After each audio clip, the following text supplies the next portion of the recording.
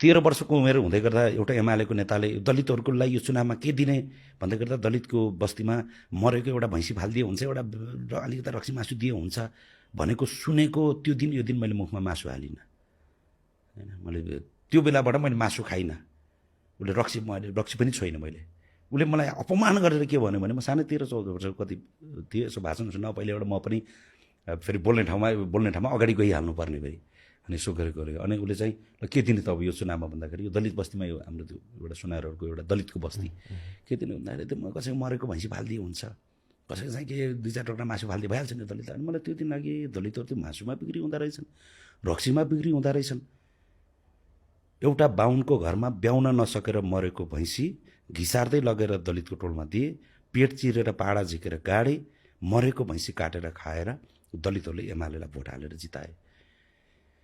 अनि मलाई त्यो देखेपछि हो यसरी सिनो खाएर सिनोको जिन्दगी बिताएर त म चाहिँ त्यो दिन यो दिन मैले मुखमा मासु हालिनँ। त्यसले आचार्य बाहुनले मेरो हातमा चाहिँ त्यो हलुवा फालिदिएको दिन त्यो दिन यो दिन मैले मुखमा हलुवा हालिनँ फेरि। त्यो दिनदेखि पनि गएन। अहिले त अब उनीहरू हामीलाई एउटा फेरि गाउँमा त फेरि साइनो लाग्छ नि त फेरि।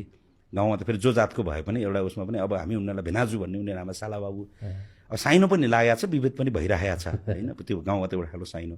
त्यसले गर्दा यस्ता धेरै अन्य विभेदहरू पनि छन् अब त्यो उसमा त फेरि होइन। तर मलाई अचम्म चाहिँ के लाग्छ भने कर्णालीमा मात्र, यहाँ मात्र होइन, कर्णालीमा पनि कर्णालीका दलित मात्र दलित होइन, त्यहाँको बाहुन क्षेत्री पनि दलितै छन्। तर अचम्मको कुरा के छ भने हामी त अलिकति बजारका सुनारहरू हौँ। हामी म जन्मिँदा यो मेरो 6 महिना हुँदा थिचिएको औँला हो। यो सुन थिच्दा त्यो सुन थिच्ने त्यो सुन पेल्ने मेसिनमा चाहिँ च्यापिएर चाहिँ यो औँला यस्तो भयो। हामी सुनै खेलाएर सुनै बनाएर सुनचाँदीमै त्यो काम गरेर हुर्क्यौँ। तर हाम्रो घरभन्दा अलि उतापट्टि चाहिँ एउटा बाहुनको घर छ। ऊ बिहान साँझ गोबर मात्रै सोरिरहन्छ। त्यो ब्राह्मण हो फेरि त्यो त यो समाजको चित्र अनुसार चाहिँ होइन। उता त्यो जैसी बाहुनहरू उनीहरू चाहिँ गोबरै सोरेर त्यो भैँसी पाल्नेमा गाई पाल्नेमै जान्छ। तिनीहरूको घरमा दसैँमा टिका लगाउने चामल, अक्षता बनाउने चामल पनि हम्मे पर्छ होइन।